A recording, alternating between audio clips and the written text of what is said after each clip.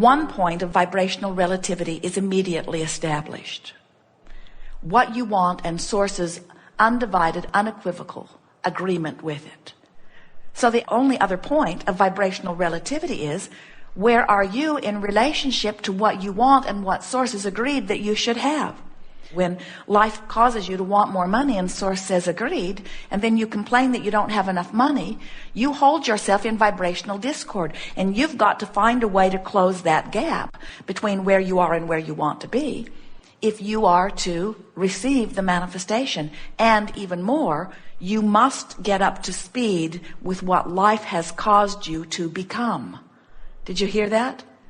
You are leading edge beings, having leading edge experiences, giving birth to leading edge desires that you must now become a vibrational match to if you are to close that gap. And closing that gap means coming into vibrational alignment with source.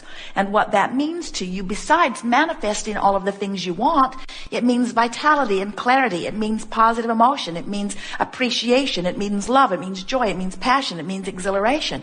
In other words, when you are in alignment with your source, that's what those most positive and good feeling of emotions are. And the further out of alignment you are with your source, then the worse you feel. When you understand the journey, you can tell which direction to face. And when you know which direction to face and you apply some consistency, eventually you're going to get to where you want to be. But we see many of our physical friends on the journey from sickness to wellness, getting nearly to the point where the wellness is going to start manifesting, and they take score of where they are right now. They take the test, and then they freak out and turn around and go back to Phoenix.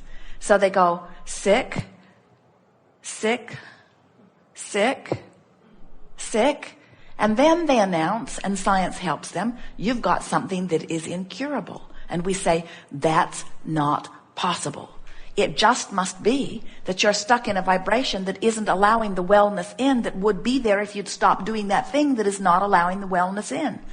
There is only a stream of well-being which you are allowing or not. There's not a stream of sickness. You don't walk into a room and look for a dark switch. You don't open the closet door where darkness is and expect the darkness to come in and dilute the light. You don't say, let the darkness in, it's too bright in here. You push a button or turn a knob and you resist the light.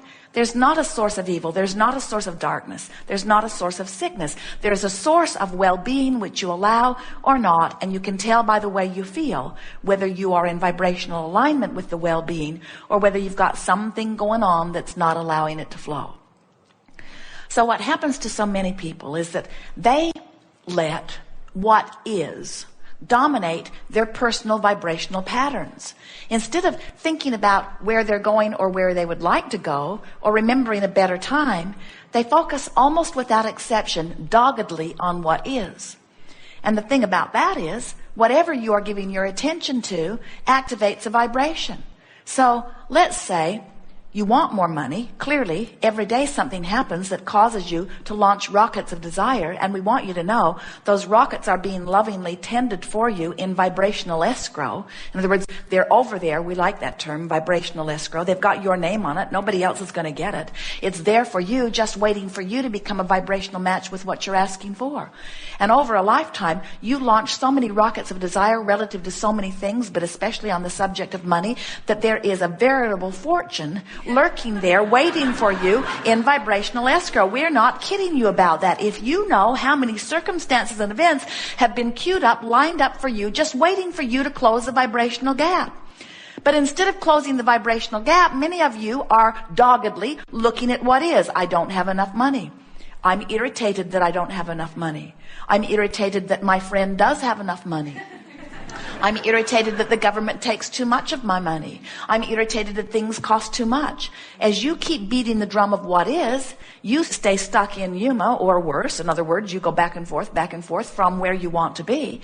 And then you announce, after a long time of what feels like struggle to you, you announce that you just can't seem to get the gap closed and let money flow into your experience. And we say, first of all, you just got to get consistently pointed in the direction of more money. And you say, well, how do I do that? And we say, you follow the trail of thoughts that feel increasingly better. When you follow the trail of thoughts that feel increasingly worse, you end up in a manifestation that does not please you. 99.9999% of every creation is complete before there is any physical evidence.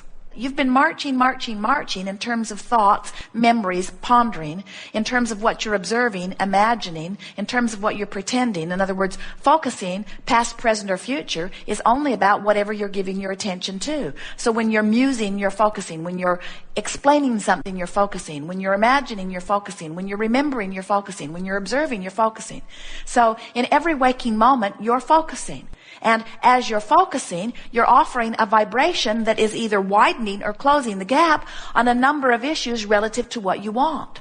Every subject is two subjects, what is wanted and lack of it. So when you pick up the subject stick called health, on one end of it is wonderful well-being, and on the other end of it is not wonderful, but horrible sickness.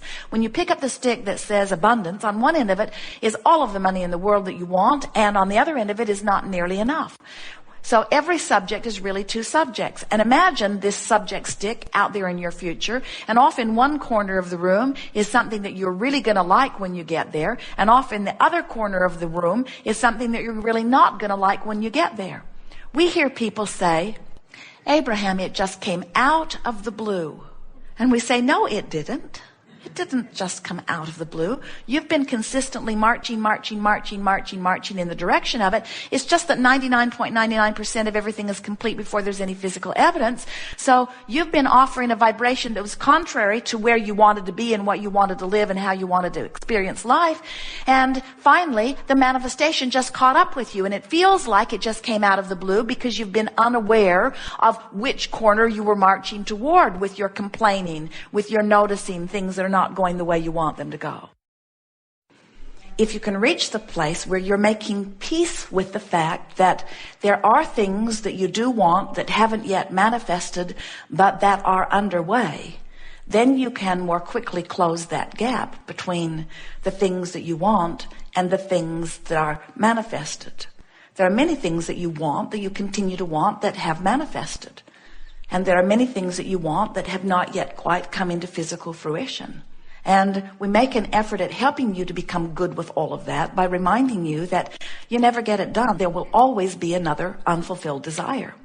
But we think part of the reason that you are a little slow in coming around to the idea that it is really a good thing that there are unfulfilled desires is because sometimes the vibration of your awareness of where you are in relationship with the vibration of what you want is so far apart, and you've practiced so much noticing that it isn't happening or that it hasn't happened, that the vibration of allowing it to happen isn't even in your vibrational vocabulary, so to speak.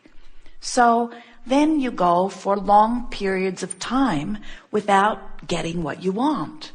And we don't blame you for being impatient about that, because it's not supposed to take a long time between the time that your contrasting experience inspires the desire and the full-blown manifestation of it. And so we understand how if you have not been knowing about this vibrational relativity and you haven't been doing anything deliberately about cleaning up your own vibration, we can understand why you would be a little reluctant to wholeheartedly go along with us when we say, and you are delighted about those unfulfilled desires, yes? So it is our expectation that as we play together today, and as you get a keener sense that you are vibrational beings living in a vibrational universe with a vibrational indicator within you that lets you know your vibrational proximity to everything that you want, you will, before long, be able to wholeheartedly announce, I am not troubled by my unfulfilled desires, because I have now come to the awareness that it is not a matter of whether it will be achieved or not. That is for sure. I can create anything that I desire. The question isn't if it will happen. The question may still be when will it happen? And you have control of the when factor. You have control of how long it takes from the time that you identify that you want something and the time that it manifests, because you have control of your vibration. We're going to talk today about vibrational relationships, because we want you to understand that there is vibrational relationship between what you're offering right now and where you want to be that has to come into alignment. In other words, you cannot be living not enough money and send constant rockets of desire into your vibrational escrow asking for more money and complain all day every day about not having enough money and close that vibrational gap. Because when you keep noticing that you don't have enough money, you keep activating a vibration of not enough money, which doesn't let you become a vibrational match to enough money. So we want to talk about vibrational relativity so that you can come to understand that you don't have to understand or know or worry about or even consider what anybody else thinks about anything that has anything to do with you. In other words, there are so many rules and restrictions and laws and opinions that are out there, and so many of you are giving your attention to so many of those that you get yourself all scattered and you lose your way relative to the only two things that matter. And the only two things that matter are, where am I and where do I want to be?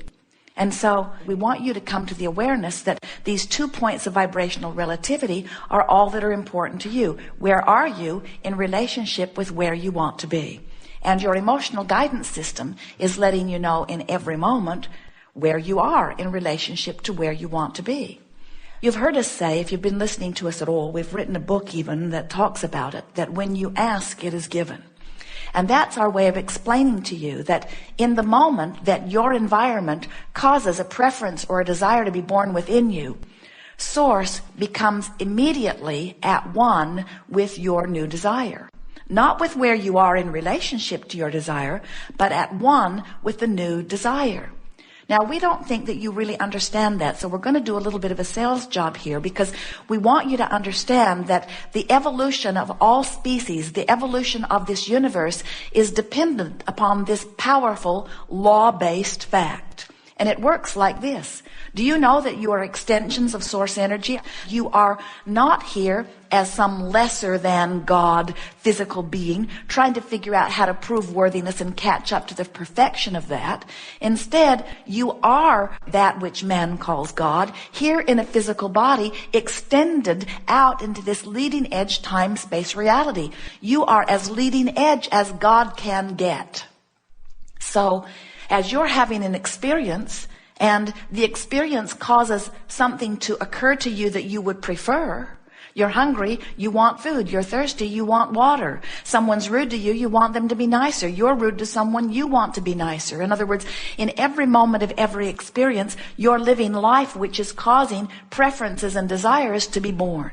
And in the moment that the new desire from this leading edge now experience that you're having is born within you, Source says, we agree.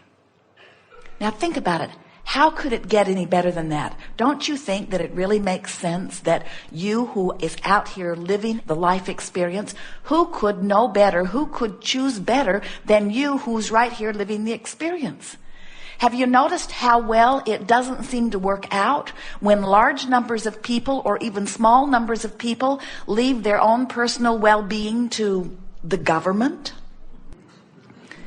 In other words, have you noticed how when people turn over their individual choices to someone else, that someone else always gets bogged down in the overload of trying to create the reality that they were never intended to create? You create your reality. And we want you to understand that it's much easier than most people make it out to be, because as you live life, you worthy beings that you are, and you have something occur that makes you prefer or want something different than you're living, Source says you should know. You're the one on the leading edge. You're the one having this specific experience, and no one else in all of the universe is this unique person with this unique personality, with this unique set of intentions, having this unique experience, and setting forth birth to these unique desires. You should know. And Source is so confident in your worthiness and in your wise ability to choose that in the moment that a preference is born within you, whether you are this full-blown genius human that you are, or whether you are the one-celled organism in the ocean, when you, any consciousness, a cell in your body, any consciousness is having exposure to experience, preferences are being born and sources.